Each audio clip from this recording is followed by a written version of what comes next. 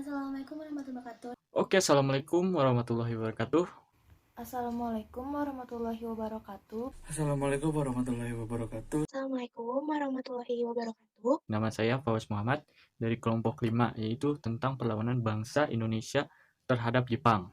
Nama aku Naila Hasna dari kelas 11 IPA 1 absen 22. Perkenalkan, nama saya Najwa Hairunisa dari kelas 11 IPA 1 absen 23. Saya Muhammad Ferdi Haji Sukmara dari kelas 11 IPA 1. Perkenalkan, nama saya Salma Salih Fazira dari kelas 11 IPA 1 nomor absen 31. Berjalannya waktu, sifat asli dari bangsa Jepang akhirnya pun terungkap, sehingga muncullah perlawanan terhadap pendudukan Jepang.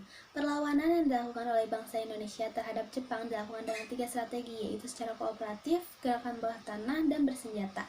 Kelompok yang menggunakan strategi gerakan bawah tanah seperti Ahmad Subarjo, Soekarni, dan Sultan Syahrir. Perlawanan yang dilakukan dengan cara bersenjata adalah perlawanan yang dilakukan di daerah Aceh, Singaparna, Indramayu, Kalimantan, Bone, Papua, dan perlawanan yang dilakukan oleh PETA. Nah, gerakan pertama yang dilakukan oleh bangsa Indonesia yaitu perlawanan kooperatif, yaitu secara dengan menggunakan organisasi atau bekerja sama dengan Jepang.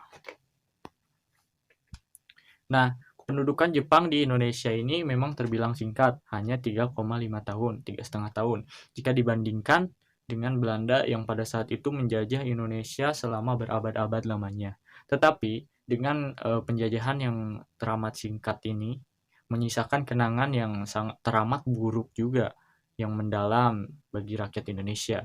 Kala itu penguasa Jepang bersikap semena-mena di luar batas, melampaui batas, dan menyengsarakan rakyat Indonesia, sehingga memicu kebencian dari rakyat Indonesia terhadap bangsa Jepang yang pada saat itu menjajah bangsa Indonesia.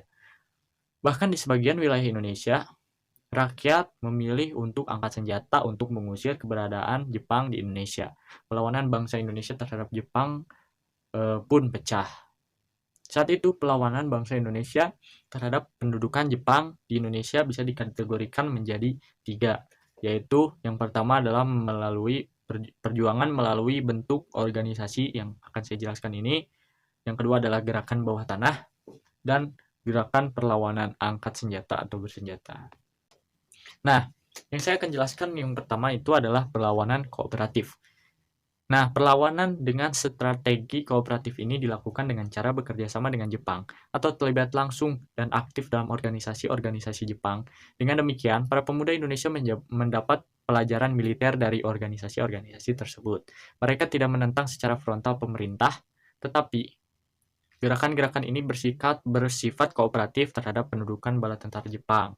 Nah, ada organisasi-organisasinya itu diantaranya sebagai berikut. Yang pertama adalah ini, Putra atau Pusat Tenaga Kerja.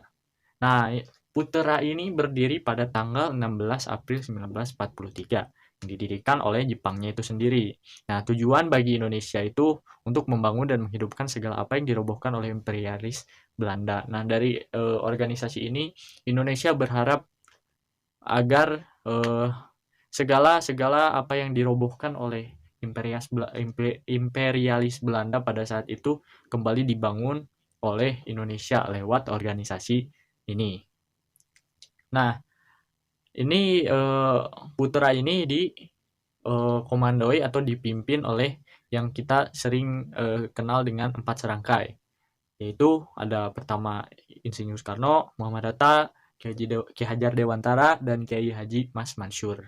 Nah, Putra ini bubar sebelum Indonesia merdeka, yaitu dengan alasan Putra lebih mengarahkan perhatian rakyat kepada kemerdekaan daripada usaha perang terhadap pihak Jepang, sehingga dibubarkan pada tahun 1944, lalu diganti oleh Jawa Hokokai. Nah, lalu yang selanjutnya adalah Jawa Hokokai. Nah, Jawa Hokokai ini berdiri pada tanggal 8 Januari 1944 oleh Jenderal Kuma Kichi Harada, kembali oleh Jepangnya itu sendiri. Tujuannya itu untuk penghimpunan tenaga rakyat untuk mengumpulkan padi, besi tua, pajak, dan menanam jarak sebagai bahan baku pelumas untuk Jepang, baik secara lahir atau batin, sesuai Hoko Shishin atau semangat kebaktian. Nah, Jawa Hokokai ini mempunyai 3 dasar dalam kegiatan-kegiatannya, yaitu pertama mengorbankan diri, mempertebal persaudaraan, dan melaksanakan sesuatu dengan bukti. Nah, anggotanya ini terdiri dari para pemuda yang usia minimalnya adalah 14 tahun dan dibagi sesuai bidang kebutuhannya, yaitu yang pertama adalah Kyoiku Hokokai, kebaktian para pendidik guru-guru, Isi Hokokai atau wadah kebaktian para dokter, yang ketiga adalah Fujinkai atau organisasi wanita, keempat Keimin Bunkashi Doso, pusat kebudayaan, dan yang terakhir ada Boy Enkai atau tata usaha pembantu prajurit peta dan heigo. Nah, yang ketiga adalah organisasi Chou Sangi-in atau Badan Penasihat Pusat. Nah, Chou Sangi-in berdiri pada September 1943 atas anjuran Perdana Menteri Hideki Tojo. Nah, di sini pemimpinnya yaitu Insinyur Soekarno, tugasnya yaitu memberikan jawaban atas pertanyaan-pertanyaan yang diajukan oleh pemerintah militer Jepang, serta mengajukan pendapat yang tidak ada akibatnya apabila tidak dilaksanakan oleh pemerintah militer Jepang. Nah, karena Jepang dibom dan kalah oleh sekutu pada saat itu dibom di kota Hiroshima dan Nagasaki, Jepang pun membuat PPKI atau Dokuretsu Jumbi Inkai, dan Chou Sangi-in ini berubah nama menjadi Gedung Garuda. Nah, perlawanan kooperatif ini, perlawanan bangsa Indonesia terhadap pendudukan Jepang dilakukan oleh tokoh-tokoh nasionalisme yang memanfaatkan organisasi pembentukan Jepang sebagai alat pemersiap kemerdekaan Indonesia ini. Nah, pada saat itu oleh Jepang dibentuk alat pemersiap kemerdekaan Indonesia, tetapi para organisasi-organisasi ini memanfaatkannya untuk melawan kejamnya Jepang. Nah, pada saat itu organisasi Putra merupakan organisasi yang memperbolehkan para anggotanya untuk berbicara di depan umum. Nah, oleh karena itu para tokoh nasionalisme memanfaatkan kesempatan acara rapat besar maupun acara radio yang diselenggarakan oleh organisasi Putra dengan mengarahkan rakyat untuk mempersiapkan kemerdekaan dan mengordinasikannya. Nah, yang kedua adalah Jawa Hokakai. Nah, berbeda dengan Putra, Jawa Hokakai ini digerakkan oleh tokoh-tokoh pergerakan nasional. Nah, Jawa Hokakai ini merupakan organisasi yang benar-benar organisasi pemerintahan resmi Jepang. Nah, pemerintah pusat Gunseikan dan dipegang oleh orang-orang pimpinan daerah dari orang-orang Jepang, pimpinan daerah dari daerah Shiu dipimpin oleh Shuko-chan, desa Ku dipimpin oleh Kucho, hingga tingkat rukun tetangga Gumi dipegang oleh orang Jepang. Soekarno dan Hasyim al-Asy'ari di sini di Jawa Hokakai ini hanya berperan sebagai penasihat saja. Yang ketiga adalah Chou Sangi-in. Chou Sangi-in merupakan salah satu organisasi yang dimanfaatkan para tokoh nasionalisme dalam pembentukan organisasi barisan pelopor untuk kepentingan Indonesia. Nah, itulah yang usaha-usaha yang dilakukan untuk melakukan perlawanan terhadap Jepang secara kooperatif atau dengan cara kerjasama dengan pihak Jepang. Kemudian ada gerakan bawah tanah. Gerakan bawah tanah merupakan bentuk perjuangan yang dilakukan secara tertutup dan rahasia yang dilakukan untuk menghindari deteksi dari tentara Jepang. Gerakan ini dilatar belakangi oleh terlalu kuatnya pemerintahan Jepang di dalam menekan dan melarang golongan oposisi. Tujuan dari gerakan ini adalah saling berbagi informasi dan menjaga nasionalisme, menciptakan kekuatan untuk kemerdekaan Indonesia, menyempurnakan semangat dan persiapan untuk kemerdekaan Indonesia, serta mendapatkan informasi mengenai perkembangan Perang Asia Timur Raya. Karena sifatnya tertutup dan rahasia, perlawanan ini dilakukan oleh jaringan-jaringan kelompok kecil, seperti Ahmad Subarjo yang bekerja sebagai Kepala Biro Riset di Kaigun Bukanfu atau Kantor Penghubung Angkatan Laut Jepang. Dengan begitu, Ahmad Subarjo memiliki akses yang cukup luas. Ahmad Subarjo juga mengumpulkan orang-orang Indonesia yang bekerja di Angkatan Laut Jepang dan menanamkan semangat nasionalisme kepada mereka. Untuk menghindari deteksi Jepang, Ahmad Subarjo menghimpun kelompoknya dalam suatu asrama bernama Asrama Indonesia Merdeka. Yang kedua ada Sukarni yang bekerja di Sendenbu atau Departemen Propaganda Jepang. Sukarni mengumpulkan tokoh-tokoh pergerakan lainnya seperti Adam Malik, Pandu Kartawiguna, dan Maruto Nitimiharjo. Bersama orang-orang yang sepemikiran dengannya, Sukarni menyemangati para pemuda untuk berjuang demi cita-cita kemerdekaan Indonesia. Kelompok Sukarni menghimpun orang-orang yang berjiwa revolusioner dan mengungkapkan kebohongan propaganda Jepang. Untuk menyamarkan gerakan, kelompok Sukarni mendirikan asrama politik bernama Angkatan Baru Indonesia. Yang ketiga adalah Sultan Syahrir. Sultan Syahrir memiliki kelompok gerakan bawah tanah dengan ideologi antifasis. Kelompok Sultan Syahrir secara aktif mengikuti siaran-siaran radio dari luar negeri yang menyiarkan tentang Perang Asia Timur Raya untuk disebarkan ke seluruh cabang pergerakan pemuda. Dari informasi itulah, Syahrir menyimpulkan Jepang tidak mungkin memenangkan perang, sehingga bekerja sama dengan Jepang untuk mewujudkan kemerdekaan Indonesia adalah mustahil. Sikap keras Syahrir berseberangan dengan tokoh-tokoh yang bersedia bekerja sama dengan Jepang, seperti Insinyur Soekarno dan Muhammad Hatta. Perlawanan secara bersenjata yang pertama adalah perlawanan yang dilakukan di wilayah Aceh. Perlawanan ini dipimpin oleh Tengku Abdul Jalil yang merupakan seorang ulama dan guru ngaji di daerah Chot Plieng, Aceh. Ia juga pernah menjadi murid Tengku Ahmad yang menentang sikap kolonialisme Belanda, sehingga tertanam dalam diri Tengku Abdul Jalil rasa anti penjajahan. Perlawanan ini disebabkan oleh dua faktor. Faktor pertama adalah faktor kemanusiaan, yaitu adanya kekejaman Jepang terhadap rakyat Aceh yang dipekerjakan sebagai romusa. Faktor kedua adalah faktor keagamaan, yaitu adanya kewajiban seikirei yang diberlakukan oleh Jepang, di mana rakyat diminta membungkukkan badan ke arah matahari terbit yang dinilai oleh Tengku Abdul Jalil bertentangan dengan ajaran agama Islam. Karena dua faktor itulah, Tengku Abdul Jalil menggelorakan perlawanan terhadap Jepang. Awal mulanya Jepang mengirim utusan untuk berunding dengan Tengku Abdul Jalil, namun Tengku Abdul Jalil menolak karena ia hanya menginginkan Jepang angkat kaki dari Aceh. Ketika utusan ditolak, lalu Jepang mengirim pasukan ke Chot Plieng dan terjadi pertempuran antara pengikut Tengku Abdul Jalil dengan tentara Jepang di Chot Plieng pada tanggal 10 November 1942. Pengikut Tengku Abdul Jalil berusaha untuk membela diri dan melakukan perlawanan, meskipun hanya menggunakan persenjataan yang seadanya seperti kelewang, tombak, dan pedang. Pasukan Tengku Abdul Jalil berhasil memukul mundur pasukan Jepang. Setelah serangan pertama ke Chot Plieng digagalkan, Jepang kembali melancarkan serangan kedua, tetapi serangan kedua juga berhasil digagalkan oleh rakyat Aceh. Ketika Jepang mengirim pasukan untuk melakukan serangan yang ketiga, akhirnya Jepang berhasil menghancurkan pertahanan rakyat Chot Plieng. Sebagai akibatnya, Tengku Abdul Jalil dan pengikutnya bergerak mundur ke Pulau Blong Ara. Tetapi dalam pelariannya, ketika sedang melaksanakan sholat subuh, Jepang melakukan penyergapan dan penembakan secara brutal. Tengku Abdul Jalil dan lebih dari 100 pengikutnya gugur. Saya akan menjelaskan urutan dari perlawanan bersenjata, yaitu kedua adanya perlawanan dari warga-warga Singaparna terhadap Jepang. Oke, kita lanjut. Nah, yang pertama adalah yang melatar belakangi rakyat Singaparna itu menyerang atau melakukan perlawanan terhadap Jepang.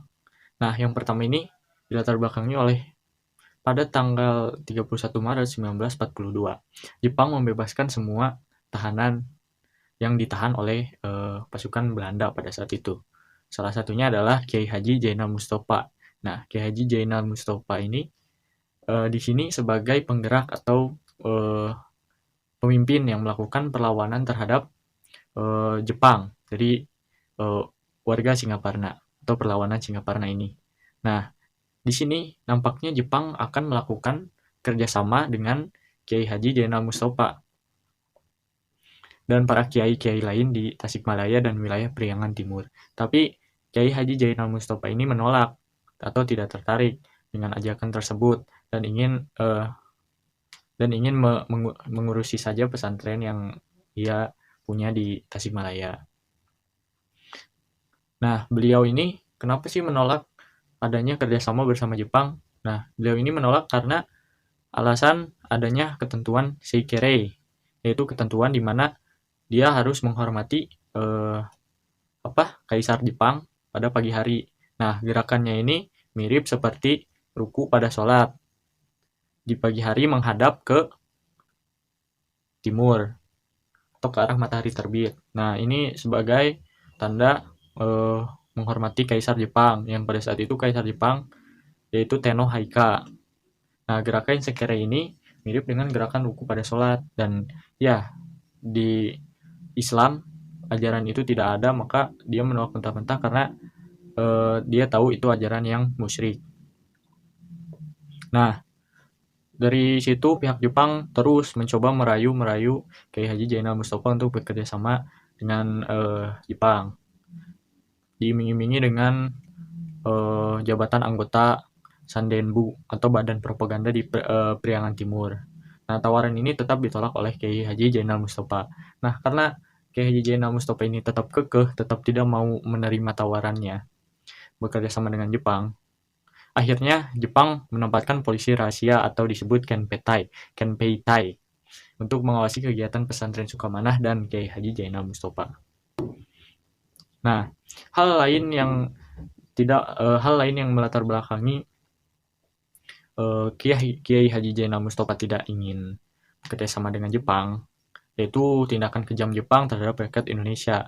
Badan pangan Jepang bernama Kumiai bertindak melampaui batas untuk semena-mena dengan merampas hasil semua panen dan pangan milik rakyat. Akibatnya, bencana kelaparan terburuk sepanjang sejarah terjadi di hampir semua masyarakat pedesaan. Nah, di sini juga para santri terkena dampak karena mereka tidak bisa lagi membawa bekal, sebab persediaan beras di rumah orang tua habis dijarah oleh Jepang, atau bekal mereka habis dirampas di pos pemeriksaan Jepang di Kudang, Singaparna. Sini jeda dulu. Nah, pada tanggal 23 Februari 1944, Jepang mengirim utusan mereka ke pesantren. Mereka bertujuan untuk mengancam Kiai Haji Zainal Mustafa, para santri, dan penduduk desa di sana. Nah, esoknya pada tanggal 24-nya, Jepang mengerahkan pasukan Kenpeitai yang dipimpin oleh pejabat lokal yang pro terhadap Jepang, seperti Camat Cakrawilaksana, Sastraman atau Sastraman yaitu Lurah Cimerah, Suhandi, juru tulis, dan Muhri, kepala kampung Punduh. Mereka ingin meringkus Kiai Haji Zainal Mustafa. Nah, disinilah terjadi bentrok fisik antara para santri dan yang tadi itu utusan Jepang. Nah, di sini pasukan-pasukan Jepang berhasil dirampas oleh para santri oleh pihak Kiai Haji Zainal Mustafa. Tetapi Kiai Haji Zainal Mustafa itu tidak menggunakan senjatanya tersebut karena dia sadar bahwa pasti Jepang akan mengirimkan pasukan lebih banyak dari ini. Dan benar saja, pada tanggal 25 Februari sebelum pelaksanaan sholat Jumat, Kiai Haji Zainal Mustafa bertanya kepada para santri, memberikan pilihan kepada para santri agar ikut berperang atau bisa pulang ke kampungnya masing-masing. Dan di sini para santri itu memilih untuk berjuang dan maju ke medan pertempuran. Nah, saat khutbah Jumat, Jepang mengepung rakyat pesantren dan masjid, tetapi Kiai Haji Zainal Mustafa tetap meminta jemaahnya untuk tenang dan menyelesaikan sholat Jumat. Setelah itu ditemuinya pasukan Kenpeitai di Gunung Bentang. Seorang perwira Jepang akan meminta agar berbicara di masjid, tetapi ketika dia bicara, nadanya begitu congkak sambil mengancam Kiai Haji Zainal Mustafa akan dihukum berat. Nah, setelah itu perwira Jepang memujuk lagi Kiai Haji Zainal Mustafa tidak akan dihukum asal dia mau minta ampun. Jemaah pun tersinggung dengan perkataan tersebut. Nah, suasana pun di situ berubah menjadi gaduh, dan Jepang telah bersiap saat itu juga Kiai Haji Zainal Mustafa memberikan komando untuk perlawanan, dan perkelahian pun tidak dapat dihindarkan. Nah, dalam perkelahian atau perlawanan di persawahan ini, 3 polisi Jepang tewas dan 1 melarikan diri. Melihat ini, Jepang pun marah besar. Nah, selanjutnya dikirim 6 kompi tentara, dan desa Sukamanah pun dikepung dari 3 arah, dari selatan, timur, dan utara. Menjelang asar, Jepang menggunakan kendaraan lapis baja berusaha menerjang pesantren mereka, juga memaksa beberapa penduduk desa berdiri barisan depan. Nah, cara licik ini membuat para santri dan pasukan-pasukan Kiai Haji Zainal Mustafa ini berhadapan dengan rakyatnya sendiri. Melihat ini, Kiai Haji Zainal Mustafa meminta untuk pasukan-pasukannya untuk mundur dan tidak melakukan perlawanan terlebih dahulu. Sementara Jepang sempat tertahan karena rintangan yang dipasang di jalan. Sementara di pesantren dibuat barikade tumpukan batu. Di tengah riuhnya tembakan, para santri dan penduduk desa menghadapi serangan dengan persenjataan seadanya seperti golok, pedang, parang, bambu runcing, dan batu. Nah, karena kalah senjata, Kiai Haji Zainal Mustafa meminta para santri untuk mundur. Menjelang malam, tentara Jepang merengsek ke pesantren. Mertua Kiai Haji Zainal Mustafa, Haji Samsudin, di sana terbunuh oleh pasukan Jepang. Nah, malam itu juga, Kiai Haji Zainal Mustafa yang mundur ke Kampung Cihawur ditangkap dengan Kiai Nanjamuddin, Kiai Umar, Domon Ahidayat, serta 27 santri lainnya ditangkap. Dari 26 sampai 29 Februari 1944, banyak penduduk desa di sekitar pesantren yang ditangkap juga oleh pasukan-pasukan Jepang. Nah, penjara Tasikmalaya menjadi penuh dan Kiai Haji Zainal Mustafa ini pun mendapatkan menjalani proses interogasi selama 3 bulan lamanya. Interogasi ini dilakukan dengan siksaan-siksaan yang berat. Setelah itu keberadaannya tidak lagi jelas ada di mana karena Kiai Haji Zainal Mustafa dipindahkan ke Cipinang, Jakarta. Nah, secara politik bagi Jepang, akibat yang ditimbulkan dan dari meletusnya perlawanan ini membuat pemerintah militer atau Gunseikanbu Jepang di Jakarta merasa was-was karena khawatir perlawanan seperti ini akan dilakukan oleh kiai-kiai lain. Nah, akhir dari perjuangan Kiai Haji Zainal Mustafa ya sampai Indonesia merdeka pada saat itu di 1944 sampai ke sana Kiai Haji Zainal Mustafa belum ditemukan atau belum jelas dia ada di mana. Dan barulah pada tahun 1970 didapatkan keterangan bahwa Kiai Haji Zainal Mustafa dan para santri telah dibunuh atau dieksekusi oleh Jepang pada 25 Oktober 1944, itu sebelum Indonesia merdeka.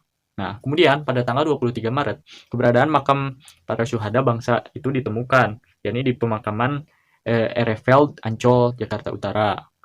Makamnya kemudian dipindahkan ke Taman Pahlawan Sukamanah, Tasikmalaya pada tahun 1973. Sebagai pengakuan atas perjuangannya, pemerintah Republik Indonesia mengenal Kiai Haji Zainal Mustafa sebagai pahlawan Indonesia, pahlawan nasional. Di sini saya akan menjelaskan tentang perlawanan bersenjata yang ketiga, yaitu perlawanan rakyat Indramayu terhadap Jepang. Di sini saya akan menjelaskan mengenai latar belakang, penyebab, bentuk perlawanan, dan akibat dari perlawanan rakyat Indramayu ini. Latar belakang. Perlawanan Indramayu berlangsung antara bulan April sampai Agustus tahun 1944. Perlawanan ini merupakan perlawanan petani yang paling besar di Indramayu. Rakyat Kaplongan di bawah kepemimpinan Kiai Arsyad bertekad melawan Jepang beserta antek-anteknya yang menerapkan politik beras, yang dimana seluruh hasil panen milik petani harus diserahkan kepada pemerintah kolonial Jepang, kecuali hanya 2 gedeng atau sekitar 10 kg padi yang boleh disimpan untuk satu keluarga petani. Rakyat Kaplongan menolak aturan Jepang yang ingin merampas hasil panen padi mereka.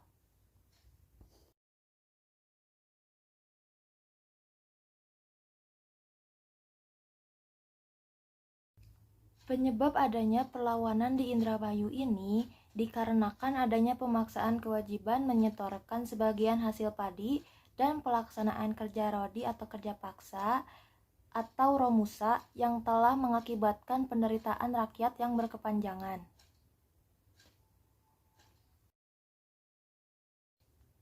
Bentuk perlawanan rakyat Indramayu ini memiliki 2 jenis bentuk perlawanan.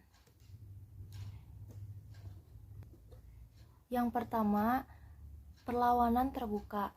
Perlawanan terbuka yang dilakukan para petani di Indramayu terhadap Jepang ini terimplementasi dalam 2 aktivitas perlawanan, yaitu kerusuhan dan sabotase. Kerusuhan. Kerusuhan dilakukan para petani menggunakan senjata sangat sederhana seperti batu, batu bata, golok, bambu runcing, yang cara pembuatannya pernah diajarkan oleh Jepang. Sasaran para petani yaitu para pejabat seperti konco, kunco, dan lain sebagainya yang melakukan pungutan padi. Yang kedua, sabotase. Perlawanan dalam bentuk sabotase dilakukan oleh para petani, yaitu sabotase salah satu personel pemerintah Jepang, yaitu seorang kunco atau kepala desa. Para petani bersepakat untuk menculik kunco secara tersembunyi dan dibawa ke tempat sepi serta diancam akan dibunuh jika tidak memberhentikan pungutan tadi.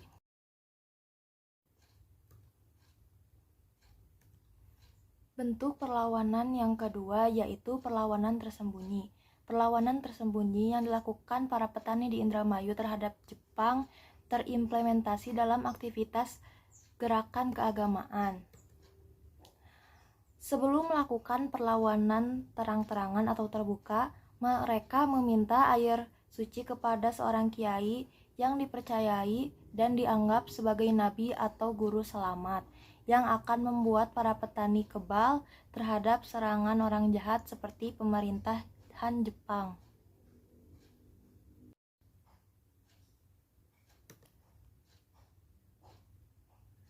Akibat dari perlawanan di Indramayu ini, yang pertama banyaknya korban jiwa, yang kedua tokoh-tokoh penting satu persatu ditangkap melalui perangkap licik, yang ketiga para pemimpin perlawanan ditahan oleh Jepang, dan masih banyak lagi. Oke, yang saya akan bahas terlebih dahulu adalah perlawanan masyarakat Kalimantan melawan Jepang. Pada awalnya, penduduk Jepang di Kalimantan Barat memiliki dua perusahaan masuk ke Kalimantan Barat, yaitu Nomura di bidang pertambangan dan Sumitomo di bidang perkayuan.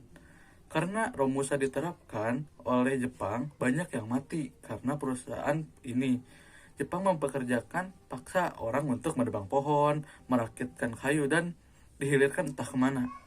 Hal yang menjadi latar belakang perlawanan terhadap Jepang adalah perlakuan Jepang yang sewenang-wenang terhadap masyarakat Kalimantan Barat. Selain itu, Jepang menyerang Kalimantan Barat dari utara, tepatnya dari Sarawak. Penyerangan dari utara ini dimaksudkan agar perhatian Belanda terpecah belah. Selanjutnya, Belanda malah meninggalkan Kalimantan Barat, bukan melindungi jajahannya. Salah satu perlawanan di Kalimantan pada tahun 1944 sampai 1945 dipimpin oleh Pangsuma. Pertempuran pecah di perusahaan kayu.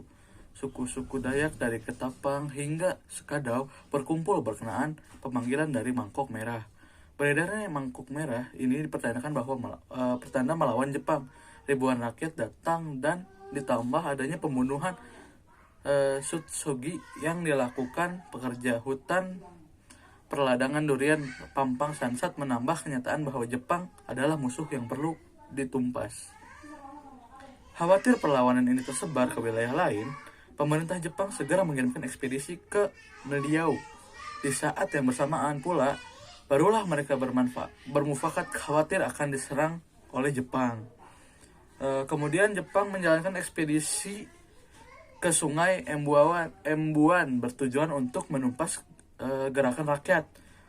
Sebelumnya, anak buah Nagatani melepaskan peluru ke arah Pangsuma. Maka dalam kesempatan yang terjepit ini, Pangsuma dan Jampi menghabisi rombongan ekspedisi Nagatani yang tersisa. Selanjutnya, pada 24 Juni 1945, Pangsuma atau disebut juga Panglima Menara memasuki Meliau. Meliau sendiri berhasil direbut pada 30 Juni 1945. Waktu bersamaan dengan Timbang bersama dengan sejumlah panglima adat lainnya. Pangsuma bertahan di Meliau. Kemudian pada tanggal 17 Juli 1945, Pangsuma memerintahkan agar Meliau dipertahankan sebaik-baiknya. Pertempuran pecah pada saat itu saat ia sedang dampingi beberapa panglima adat lainnya di Pemura dan Temura. Pecahlah pertempuran, Pangsuma tertembak pangkal paha kirinya, sementara Apai dan Panglima Belit tewas seketika. Tak lama kemudian, di sekitar kantor Guntio, Meliau, Panglima Ajun dan Panglinggan tertembak dengan luka yang parah, dan Pangsuma kemudian meninggal dunia. Sementara itu, Panglima Kilat berhasil menggerakkan dan menyampaikan pengumuman perang Dayak Desa terhadap Jepang. Setelah tiga pimpinan mereka meninggal, Agustinus Timbang beserta pasukan yang semula terkepung berhasil meloloskan diri. Maka semenjak 17 Juli 1945 sampai 31 Agustus 1945, Meliau dikuasai oleh Jepang. Kemudian selain terjadi perlawanan suku Dayak, pada tanggal 22 Januari 1942, armada Angkatan Laut Dayak Nippon mendarat di Pemangkat lewat Tanjung Kodok. Lalu berulah pada 2 Februari 1942 di Pontianak, dikuasai tanpa perlawanan. Di berbagai tempat di Kalimantan terjadi perlawanan menantang kekuasaan tentara Jepang yang bertindak sangat kejam dan sewenang-wenang. Di Kalimantan Barat, kurang lebih 20.001 orang dibunuh dan dibantai secara kejam oleh tentara Jepang. Sultan Hamid adalah salah satu tokoh yang selamat dari kekejaman Jepang. Selain rakyat yang tidak berdosa, banyak di antara mereka adalah raja-raja, tokoh-tokoh masyarakat terkemuka, dan bahkan tokoh-tokoh pergerakan nasional turut terbunuh dalam aksi perlawanan tersebut. Selanjutnya yang saya akan bahas adalah perlawanan masyarakat Bone melawan Jepang. Latar belakang perlawanan. Pemerintah kolonial Belanda terusir dengan masuknya bala tentara Jepang di Indonesia. Organisasi-organisasi pendesaan secara langsung dihubungkan dengan kepentingan perang dalam pengertian politik, ekonomi, dan sosial budaya. Kebijakan mobilisasi massa oleh pemerintah penduduk Jepang juga dilakukan dalam rangka memperlancar pelaksanaan politik perang di wilayah penduduk untuk mendukung upaya Jepang dalam memenangkan Perang Asia Timur Raya. Kerangka kebijakan politik perang pemerintah pendudukan Jepang telah memberikan beberapa implikasi positif, seperti di bidang pendidikan, mengingat pada masa akhir kolonial Belanda, sebagian sekolah yang ada ditutup. Selain implikasi positif, pemerintah Jepang juga mengandung implikasi negatif dan merugikan rakyat Indonesia, terutama bagi di pedesaan yang terdiri dari petani. Kemudian lanjut ke faktor-faktor perlawanan. Pertama, rakyat UNRWA hidup dari bertani. Hal ini faktor geografis yang mendukung, yang ini terdiri dari tanah persawahan yang subur dan luas. Kemudian ada faktor penghasilan penduduk yang rendah dan panen yang gagal akibat dari musim kemarau yang panjang dan cuaca hujan yang menyebabkan banjir. Alhasil gagal panen yang telah membawa efek gawat kepada keberlangsungan hidup penduduk UNRWA yang terdiri dari kaum petani. Terus yang terakhir ada secara geografis, letak UNRWA yang terpencil dari wilayah kekuasaan Kerajaan Bone pada Kamis 23 September 1943 bertepatan dengan 8 Syawal 1364 Hijriah atau seminggu setelah Hari Raya Idul Fitri. Arung Ponceng beserta rombongan tiba di UNRWA untuk mengadakan pemeriksaan sesuai laporan yang diterimanya. Pertama diperiksa adalah rumah-rumah penduduk, namun rata-rata rumah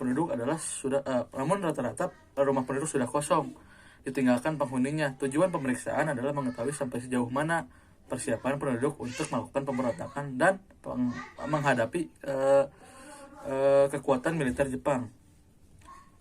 Saat itu suasana semakin mencekam dan dua kekuatan berhadapan-hadapan, yaitu kekuatan rakyat UNRWA dan kekuatan aparat kepolisian. Sebelum terjadi kontak senjata di antara kedua belah pihak, datanglah Arung Awangpone Andi Panarangi ke tempat kejadian. Kedatangan Andi Panarangi adalah menjadi penengah agar rakyat UNRWA mengurungkan niatnya untuk memberontak. Namun imbauan itu tidak diindahkan oleh rakyat. Seketika itu juga muncul Andi Manuhung menerobos ke tengah-tengah kerumunan penduduk. Terjadilah pertempuran antara kedua belah pihak sehingga korban pun berjatuhan. Kemudian berita datang tentang pasukan tentara Jepang akan melakukan penangkapan dan serangan militer terhadap penduduk UNRWA. Kemudian Haji Kulase menyarankan agar semua penduduk UNRWA menyingkirkan keluar desa untuk menghindari terjadinya serangan balik tentara Jepang. Namun, rakyat memilih untuk tetap bertahan dan menghadapi kemungkinan terburuk. Berita mengenai meletusnya pemberontakan petani UNRWA sampai kepada Raja Bone di Watampone yang segera memerintahkan aparat kerajaan yang dikawal oleh pasukan Jepang untuk menuju ke desa UNRWA. Sementara itu, pihak pemberontak di bawah pemimpinan Guru Mante memusatkan kekuatan penuh persiapannya menghadapi kekuatan tentara Jepang yang diperkirakan akan segera tiba. Tepat keesokan harinya, pada tanggal 24 September 1943, rombongan aparat pemerintah dan tentara Jepang tiba di Unra dalam keadaan siap tempur. Tentara Jepang melepaskan tembakan peringatan agar pemberontak menyerah. Namun hal itu tidak membuat para pemberontak menyerah.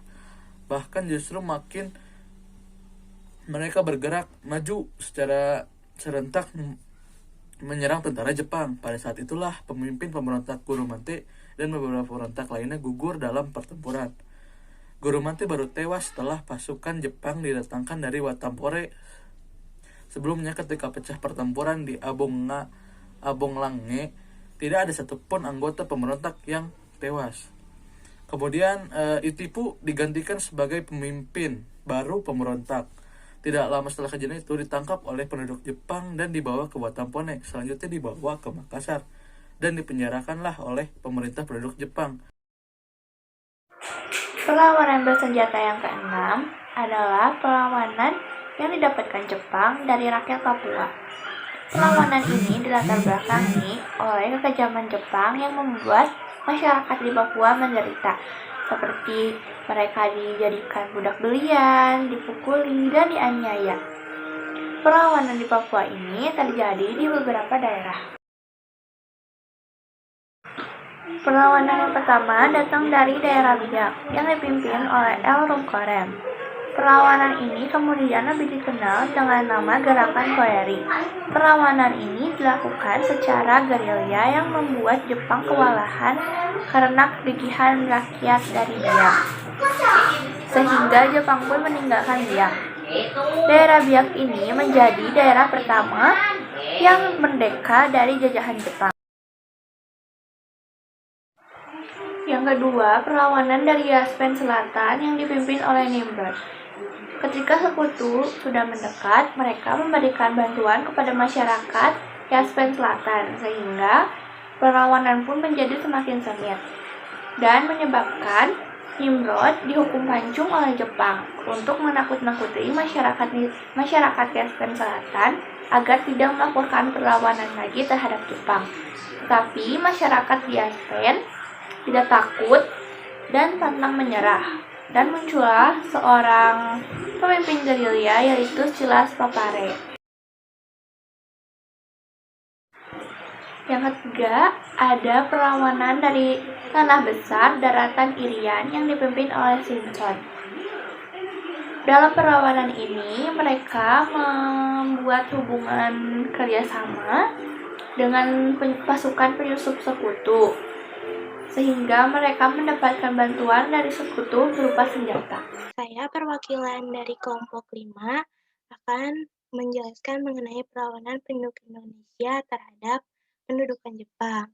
Nah, pada kesempatan kali ini saya akan membahas perlawanan bersenjata, yakni perlawanan dari peta. Teman-teman, kalian masih ingat gak sih peta pada masa pendudukan Jepang? Nah, peta yang dimaksud itu bukanlah peta yang merupakan representasi gambar atau denah wilayah ya, tapi peta yang dimaksud adalah organisasi militer pembela tanah air yang diumumkan pembentukannya oleh Jepang pada tanggal 3 Oktober 1943. Meskipun pembentukan peta awalnya bertujuan untuk mengakomodasi kepentingan Jepang, tetapi dalam perkembangannya, peta menjadi tentara yang membela kepentingan bangsa Indonesia. Hal tersebut dapat dilihat dalam perlawanan peta, yaitu ada di Meredepi di Aceh, kemudian ada di Blitar, dan ada perlawanan peta di Gumilir Cilacap. Yang pertama, kita akan membahas mengenai perlawanan peta di Meredepi di Aceh. Perlawanan ini terjadi pada bulan November tahun 1944, dan perlawanan ini juga dipimpin oleh Perwira Gyugun Teku Hamid. Nah, perlawanan ini dilatar belakangi karena sikap Jepang yang angkuh dan kejam terhadap rakyat pada umumnya dan prajurit Indonesia pada khususnya. Setelah kita tahu mengenai perlawanan di Meredepi di Aceh, kita lanjut ke perlawanan peta yang ada di Blitar. Nah, perlawanan peta yang ada di Blitar ini dilatar belakangi setelah Jepang menduduki Indonesia pada tahun 1942 Nah, di sini Jepang itu mulai mengatur Indonesia berdasarkan kepentingan perangnya, serta menerapkan kebijakan yang menyengsarakan rakyat, di antaranya itu adalah Romusa. Nah, kebijakan Romusa ini sangatlah menyiksa rakyat, di mana para prajurit dari Jepang itu bertindak tidak berperi kemanusiaan terhadap pribumi. Nah, yang kedua, kekecewaan terhadap situasi ekonomi pada zaman Jepang, di mana padi-padi yang dihasilkan oleh para petani itu tuh harus dikumpulkan hampir seluruhnya kepada Jepang, sehingga ekonomi pada saat itu tuh tidak berlangsung dengan sangat baik kayak gitu. Nah, oleh sebab itu memunculkan ide atau motivasi dan menyadarkan para prajurit peta yang dipimpin oleh Supriyadi. Nah, di sini tuh mereka mulai sadar kalau kebijakan yang diterapkan oleh Jepang itu menyengsarakan rakyat Indonesia. Dan di dalam organisasi peta sendiri itu terdapat kekecewaan para prajurit peta karena banyak prajurit Bumi Putra atau prajurit asli Indonesia yang direndahkan oleh para pelatih mereka. Salah satu contohnya itu, misalkan serdadu dari Jepang datang ke Indonesia itu, perwira peta dari Indonesia itu harus memberi hormat dan memberi salam pada serdadu Jepang, bahkan pada serdadu Jepang yang pangkatnya lebih rendah dari prajurit Indonesia. Nah, dari sini tuh mereka ngerasa kayak nggak dihargain sama prajurit Jepang, jadi timbul kekecewaan, sehingga memotivasi mereka untuk melakukan perlawanan. Setelah kita tahu gimana latar belakang yang menyebabkan terjadinya perlawanan peta di Blitar, kita lanjut ke rencana perlawanannya. Di sini ada pertama mereka prajurit peta itu melakukan rapat-rapat rahasia sejak bulan September 1944. Terus, setelah melalui berbagai pertimbangan, diputuskanlah bahwa perlawanan akan dilakukan pada 13 Februari 1945. Nah, kenapa sih dipilih tanggal 13? Karena di sini tuh akan diadakan pertemuan besar komandan dan anggota PETA di Blitar. Jadi diharapkan anggota lain itu mau bergabung untuk melakukan perlawanan terhadap prajurit dari Jepang, kayak gitu. Setelah kita tahu rencananya kayak gimana, kita juga bakal bahas gimana jalannya perlawanan. Nah, pertama, pada tanggal 13 Februari 1945, prajurit peta dari Blitar ini pada malam hari pukul 23.00 mereka ini melakukan penyerangan ke Hotel Sakura, di mana Hotel Sakura ini merupakan tempat kayak markas atau tempat berdiamnya prajurit dari Jepang. Nah, kemudian pada tanggal 14 Februari 1945 akan direncanakan pengibaran bendera merah putih di lapang depan markas Peta Blitar. Nah, hal tersebut berhasil dilaksanakan selama 2 jam, kemudian benderanya itu diturunkan lagi. Nah, pada tanggal yang sama, 14 Februari 1945, Jepang merespon perlawanan dari prajurit Peta di Blitar dengan mengirimkan dan mengerahkan seluruh pasukan yang baik di Jakarta, Magelang, yang di situ tuh dikerahkan untuk melawan prajurit Peta yang ada di Blitar. Selain itu, Jepang juga menugaskan Kolonel Katagiri untuk berunding dengan prajurit Peta, yaitu salah satunya Muradi untuk menghentikan perlawanan. Nah, di sini Muradi memberikan 4 syarat kepada Jepang bila ingin menghentikan perlawanan. Yang pertama, mereka yang terlibat pemberontakan tidak akan dilucuti dan tidak akan dikawal dalam perjalanan pulang. Yang kedua, pemberontak tidak akan dibawa ke pengadilan militer. Yang ketiga, Jepang akan mendisiplinkan tentara yang bertindak sewenang-wenang terhadap penduduk pribumi. Keempat, perwira peta diperlakukan sejajar dengan tentara Jepang. Nah, respon Kolonel Katagiri itu seperti menyetujui syarat dari Muradi. Nah, hingga pada akhirnya perlawanan peta dari Blitar ini dihentikan dan mereka pulang kembali ke markas dengan membawa persenjataan lengkap. Tetapi pada tanggal 16 Mei 1945, Jepang mengkhianati atau mengingkari janji kepada para prajurit peta, di mana mereka di sini tuh ditangkap dan dibawa ke pengadilan militer, kemudian mendapat hukuman penurunan pangkat dan mendapat hukuman mati. Nah, beberapa orang yang mendapat hukuman mati itu ada Dr. Ismail, Muradi, Suparyono, Halir Mangkujoyo, Sumanto, dan Sudarno. Setelah kita tahu bagaimana perlawanan peta di Blitar, kita akan lanjut ke perlawanan peta di Gumilir Cilacap. Nah, perlawanan peta di Gumilir Cilacap ini dilatar belakangi dengan tata kehidupan rakyat beserta berbagai norma yang tidak dihormati bahkan diinjak-injak oleh prajurit Jepang atau orang-orang Jepang. Nah, yang kedua, kebijakan yang menyengsarakan rakyat.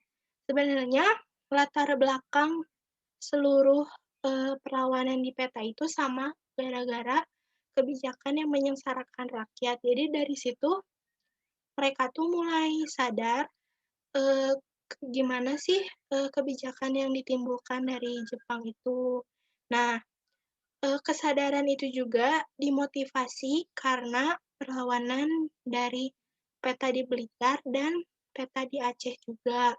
Jadi di situ yang memotivasi akhirnya timbul perlawanan peta di Cilacap.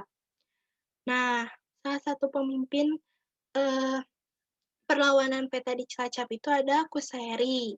Nah, di sini Kuseri akhirnya termotivasi dan ada semangat untuk melawan penduduk Jepang gitu. Nah, rencana perlawanannya itu mana pertama melakukan penggalangan ke dalam. Nah, penggalangan ke dalam ini maksudnya Kuseri ini berusaha mendekati teman-temannya sesama Budanco atau Komandan Regu untuk ikut melakukan perlawanan terhadap Jepang. Nah, di sini Kuseri juga berhasil mengajak teman-temannya itu Suryono, Darman, Sukir, Jemiran, Mardiono, dan lain-lain. Selain melakukan penggalangan kekuatan ke dalam, Kuseri juga melakukan penggalangan kekuatan keluar. Nah, di sini ia berhasil menghimpun dukungan dari Sudarwo, Asmadi, Subagio yang berasal dari markas batalion peta di Cilacap. Setelah kita tahu gimana sih rencana perlawanannya, kita bakal bahas juga gimana jalannya perlawanan peta di Gumilir Cilacap. Bermula pada tanggal 20 April 1945, prajurit peta dari Cilacap ini awalnya itu pada malam hari mereka berhasil mengalahkan atau menaklukkan petugas piket penjaga gudang senjata. Nah, di situ mereka tuh ngambil semua senjata yang ada di gudang untuk melakukan penyerangan terhadap Jepang. Nah, setelah mereka mengambil seluruh senjatanya, mereka melakukan penyerangan markas Keibitai atau penjagaan pantai. Nah, di sini tuh yang terletak di sekitar Bukit Serandil. Setelah berhasil, Kuseri juga menargetkan setelah keberhasilannya untuk menyerang markas Keibitai, Kuseri itu ingin mengajak batalion peta Kroya yang dipimpin oleh Daindaco Sudirman bergabung dan melakukan pemberontakan yang lebih besar. Namun, hal tersebut dapat digagalkan karena rencana tersebut bocor sampai ke telinga Jepang. Sehingga sebelum para pemberontak itu sampai ke sasaran, pasukan Jepang itu telah menghadang di daerah Adipala, sehingga terjadi perkelahian yang besar di Adipala itu, dan pada akhirnya tanggal 20 April 1945, Kuseri dan 18 pemberontak lainnya dibawa ke Jakarta untuk diajukan ke pengadilan militer. Sekian dari saya. Terima kasih semua yang sudah mendengarkan. Mohon maaf apabila ada kesalahan.